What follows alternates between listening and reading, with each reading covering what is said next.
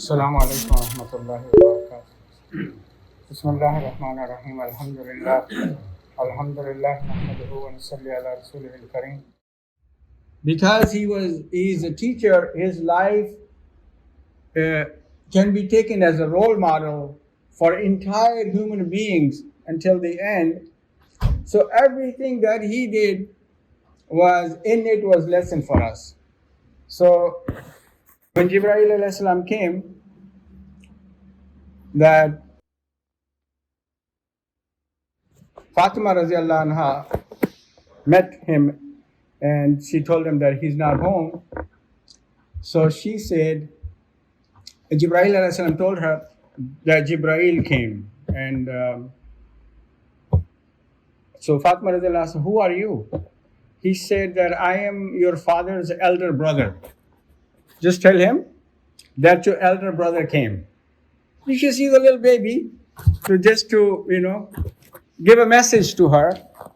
So when Rasulullah sallallahu alaihi wasallam came back and she got the message, oh, my elder brother came. So Rasulullah sallallahu alaihi wasallam inside, he was, happy inside, and he wanted to ask Jibreel next time he came back, how do you make yourself older than me?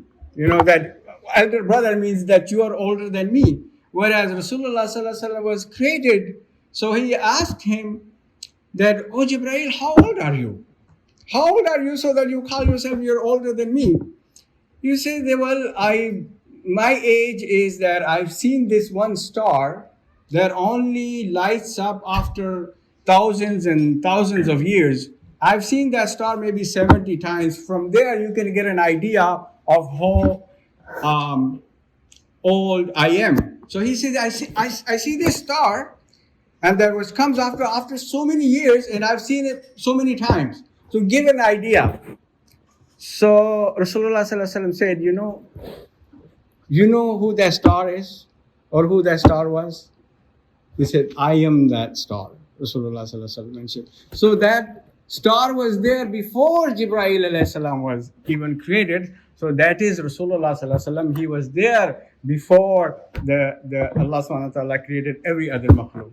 So coming into this world, 12th, some say 12th, some say 9th. Because in those days there was not very good record keeping. And when he was born, he was not a personality. He was nobody knew that he was Nabi of Allah. So whereas people flock to write down his date, to write down his, when, the day, at the time, the year, the month he was born, because he was born just as a child to the family. And then when, as we know, his becoming into this world was also a miracle. Whereas now those who were around him, his midwife, his mother, Amina radiallahu ta'ala anha, they are the ones that only could describe his coming, because there was no other people around. That when he came into this world, usually when the child comes to this world, they are all bloody, they all have they're not clean. And they had the cord attached to them. So Rasulullah sallallahu alaihi wasallam came, he was clean, beautiful, and the cord was already cut. This is a miracle birth. This is not just any child now. And Amr is saying that when I used to walk, when I was pregnant, when Muhammad sallallahu alaihi wasallam was in my tummy, when I was pregnant, I used to walk, the clouds would do shade on me. Wherever I walked, the clouds, they walked, so that I can have shade. And, most of you have been to the land of Mecca. It's very rough soil there, pebbles. And she said, when I was walking, the pebbles would become soft. Just so Allah has really taken care of the mother and the child. When he came out, and first thing he did was he made sajda to Allah subhanahu wa ta'ala. No, it's a little baby, just being born. Imagine that this baby is being born, small baby, and first thing he does is he makes sajda to Allah subhanahu wa ta'ala. And he's in the sajda for a long time. La ilaha illallah. And when he wakes up and he makes the shahada, shadun la ilaha illallah, and Amra is describing, this is from her own tongue, she's saying that all of a sudden it became cloudy in the room. Like, it became foggy. Like, in the winter we get fog and we can't see when we're driving. So all of a sudden the room becomes so foggy that she said, I can't see. And I can't even see my own hands. And all she could hear was the voices coming from the that take this child and take him and show him the whole world. Take him to the north, take him to the south, take him to the east, and take him to the west. So my brothers, we don't have much time to go into details, but a lot of I just wanted to touch this subject because just to shed a little light on the history that Rasulullah Sallallahu Alaihi Wasallam was born in this month, 9 and 10, or the 12th. So the historians, they're not sure about the exact date, but because later, when Rasulullah Sallallahu Alaihi Wasallam passed away, now he's become he's Nabi of Allah. He's become, he's become well known. So now people, especially his Sahaba, are keeping track of his every movement, everything coming out of him, they're writing down. Everything, every action he does, even though if they understand it, they don't understand, they want to do that. So surely when he's passing away, they will surely know the day, they will surely know the date, and they will surely know the month and the year. Because they are with him now, and they know because he is the Nabi of Allah. So the 12th Rabiul Awwal is the day that he departed from this world. So some scholars, it's the same day that he came, the same 12th Rabiul Awwal, he was born, and then after 63 years, 12th Rabiul Awwal also was the day that. So to show our love to Rasulullah, of course, mashallah, everybody have their, according to their iman, according to what, most of our deen is become rasmi. May Allah forgive whatever we have been doing from the childhood, because it was done in our family, in our country, or in our culture. We have been doing that, and we think that is deen. Unfortunately, there are a lot of things that are not proven by Quran and Sunnah and the life of Sahaba radiallahu anhum. So therefore, very important to keep an open mind, and whereas we are never too late to learn. We always are students. We talked about this many times. So don't be stubborn. Don't be so hard, that we have been doing this like this and this is how it goes, No, but if you find an opportunity where back home we were doing things like this, and you come to know, actually this is not how it was like this. So you adopt that, and as long as, you see the source is correct source, whether it's Quran and Sunnah and the life of Sahaba. Anything other than that, now a lot of people, Shaitan is coming, he comes through many different tricks, and those tricks are very hard for us to recognize those tricks, because he knows this son of Adam from day one, and he knows how to trick him, how to get it in him or her into situations where they think they are practicing deen, but they're actually practicing something else other than the deen of Allah. So can you imagine, all of our life we think we're doing something that is in our religion, but it's actually contradictory to our religion. So therefore, very important for us to always try to learn the deen of Allah subhanahu wa ta'ala, always try to bring that into our practice. And to really show the love for Rasulullah sallallahu alaihi wasallam is to adopt his lifestyle, is to adopt his worry, is to go out of your way to practice his sunnah. Go out of your way to live a life that is pleasing to Allah and His Rasul. That is to really show the love for Rasulullah sallallahu alaihi wasallam. Not once a year, you decorate your home on the day of Eid Miladun Nabi with lights, with cake. It reminds me sort of December 25th.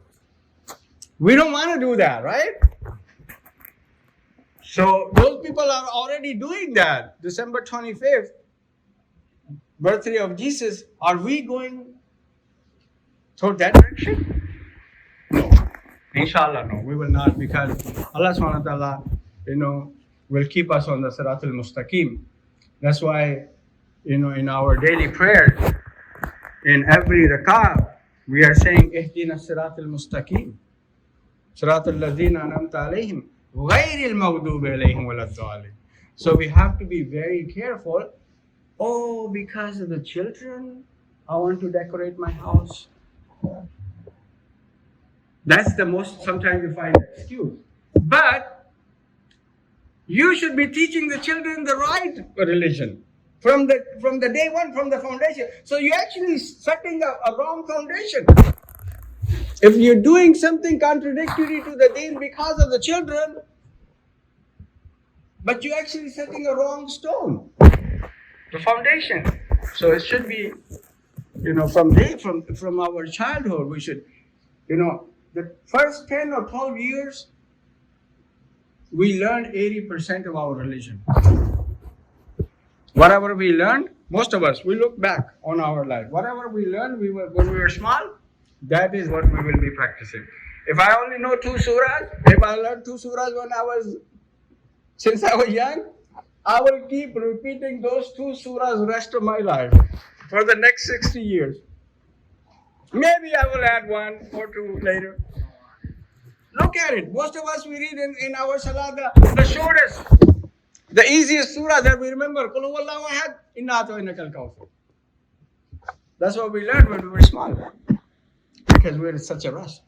No, deen is something that we can be progressing and learning. So very important, those of us have the children, very important to give them the right information about our religion, because you're building a foundation.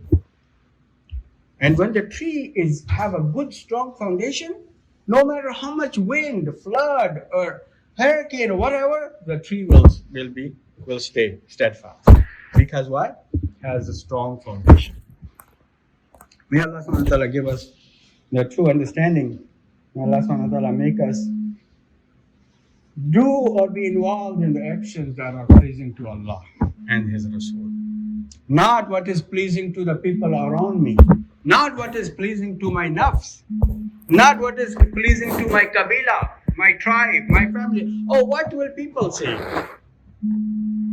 No, what will Allah and His Rasul, what will Rasulullah sallallahu alaihi wasallam say when we meet him? On the house where Rasulullah sallallahu alaihi wasallam will be giving water. A lot of people will flock towards that where Rasulullah sallallahu alaihi wasallam giving the water. How the Kawthar. Rasulullah sallallahu alaihi wasallam will see them coming in, and he will say, "Suhkun, suhkun, suhkun. Go away, go away, go away." Why?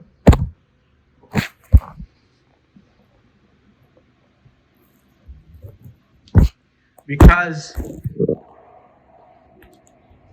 you don't know what they did when Rasulullah sallallahu alaihi wasallam died. What they did with the deen, what they did with the sunnah. That's what Rasulullah sallallahu alaihi wasallam said, that every ummati will enter Jannah except those who deny. Sahaba asked, Ya Rasulullah, who will deny to enter Jannah? He said, the one who obey me will enter Jannah, one who disobey me has denied. So when we're disobeying Rasulullah sallallahu alaihi wasallam, we're denying our entry to the Jannah.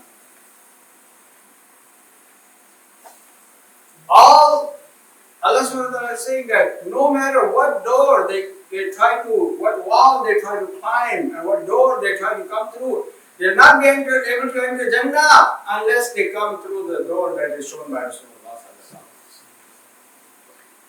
So in this month, as we know, it is the month of where Rasulullah sallallahu alaihi wasallam had come into this world, and also this is the month where Rasulullah sallallahu alaihi wasallam departed. When actually on the 12th, if you know this, the kissa, the story about when Rasulullah sallallahu alaihi wasallam had passed away, Sahaba were shocked.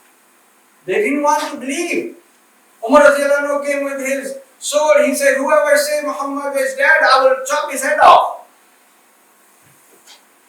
And they were in shock, and they were all like, they didn't know what happened. And then Allah subhanahu wa ta'ala chose Abu Bakr Siddiq radiallahu anhu to stand up. That whoever worshipped Muhammad had passed away. But whoever worshipped Allah, Allah is ever living and will never pass away. Meaning we worship Allah alone. Through the teachings of Rasulullah sallallahu alaihi wasallam. As we know, that's the story of Alhamdulillah. So my brother, we should also tell our children about this month. We should at least know the months of the lunar calendar. You know the month of the other calendar. At least we should know and keep track. Now the apps have made it so easy. And we should teach every month. When it comes, we should know what happened. In the history of Islam, when was this battle? What happened? When was Rasulullah sallallahu alaihi wasallam was born? Which month did he make hijrah to Medina? What was his hijrah? How did hijrah? Who accompanied him? All these things, my brother. We should among ourselves talk about it and also talk to our children and the future generation. May Allah subhanahu wa ta'ala give us the tawfiq and the courage to bring the true love of Rasulullah sallallahu alaihi wasallam. Not just the lip service. It's in the heart. And we are put to test every day. We are always, whenever we try to practice the sunnah life, whenever we try to obey the ahkam of Allah subhanahu wa ta'ala, we always get singled out. We always come with obstacles. And that is where the test is. Allah will never let us go. Everything, Allah is the one who runs the show. Allah is the one who is running this world. And if we are steadfast on His deen, He will never let us go. We will be the winners in this dunya and the winners in the hereafter. Like that. Just very short time, brothers. If we can just, control ourselves, and if we can just be steadfast, once the eyes close, فُسْتُ بِرَبِّ الْكَعْبَةِ. Sahaba, they used to say, one Sahabi, he just had run, he had just said the Shahada, and he went into the battlefield and he's killed. And when he's getting killed, he's saying, فُسْتُ بِرَبِّ الْكَعْبَةِ. By the Lord of Kaaba, I become successful. So the one who's killing him, what is he talking about? I just killed him. What is he saying? That made the means of Hidayah.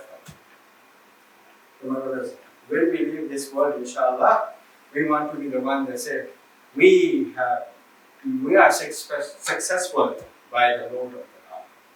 May Allah subhanahu wa ta'ala make us among those. May Allah subhanahu wa ta'ala keep us. It's very easy, my brother, especially in this environment. Very easy to slip away. Very easy to get present. That's why I always stay in the company. When the sheep, they're together in the herd, they're together. The owner, he's keeping an eye on them so that no wild animal come and grab them. Soon as one of them is left behind or goes away, the wolf will come and grab. Likewise in the shaitan. When we are in Jama'ah, when we are together, when we are united, the shaitan dare not come closer. Soon as we are divided, soon as we all want to go our way, I want to go my way, I want to practice Islam the Pakistani way, I want to practice Islam the Egyptian way, I want to practice Islam the Turkish way, or whatever. Soon as we go our way, this is what shaitan wants. Grab them, one at a time. Very important, my brother. All of us to come together. Forgo the little things. Allah does not look at. He is not going to go nitty gritty. He's not going to say, why did you put your hands here? Why did you put your hands here? Does he care? Did Rasulullah care? If Allah gives you tawfiq to go to Mecca, go to Medina, when you see the whole world coming together, nobody is saying nothing to nobody. Everybody doing worshipping towards that God, worshipping Allah. May Allah make all the masajid like that, so that there's love and muhabba and unity. And keep us on the Sirat al-Mustaqim. Jazakumullah khairan. Assalamu alaikum. Alhamdulillah, nahmaduhu wa nasta'inuhu wa nastaghfiruhu wa nu'minu bihi wa natawakkalu alayhi. Wa na'udhu billahi min shururi anfusina wa min sayyiati a'malina. Man yahdihillahu fala mudilla lahu wa man yudlilhu fala hadiya lahu. Wa nashhadu an la ilaha illallah wahdahu la sharika lahu. Wa nashhadu anna sayyidina Muhammadan abduhu wa rasuluhu arsalahu bil haqqi bashiran wa nadhira wa da'iyan ila Allahi bi iznihi wa sirajan munira. Inna Allaha wa malaikatahu yusalluna 'alan nabiy ya ayyuhalladhina amanu sallu 'alaihi wa sallimu taslima. Allahumma salli wa sallim wa barik ala Muhammad abdika wa rasulika wa salli ala al-mu'minina wal mu'minat al-ahya'i minhum. Inna Allaha ya'muru bil 'adli wal ihsan wa ita'i dhil qurba wa yanha 'anil fahsha'i wal munkari wal baghi ya'idukum la'allakum اذكروا الله يذكركم ويذكر الله تعالى.